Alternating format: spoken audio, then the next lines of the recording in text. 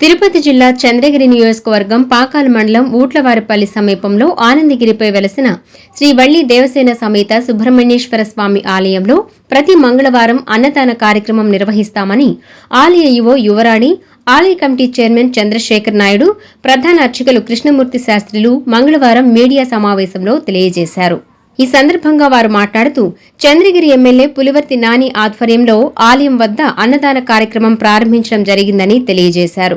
అన్నదాన కార్యక్రమానికి భక్తులు, దాతలు విరాళాలు ఇవ్వదలిచిన వారు ఆలయ కార్యనిర్వహణాధికారిని, ఆలయ కమిటీ చైర్మన్లను సంప్రదించాలని తెలిపారు.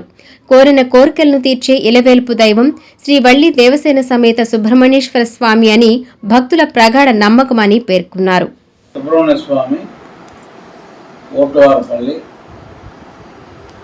నందు కలిసి ఉన్న వల్లి దేవసేన సమేత శ్రీ సుబ్రహ్మణ్య స్వామి దేవస్థానం నందు ప్రతి మంగళవారం అన్నదానం చేయట కొరకు ప్రయత్నించి ఎమ్మెల్యే గారి చేతుల మీదుగా 23వ తారీఖు ఫస్ట్ రోజు ఆయన చేతుల మీదుగా ప్రారంభించాము. శివపార్వతుల విగ్రహాలు సుబ్రహ్మణ్య స్వామి విగ్రహం పక్కన పరమట దశలో స్థల పరిశీలన చేసి అదంతా శుభ్రం చేస్తున్నాము.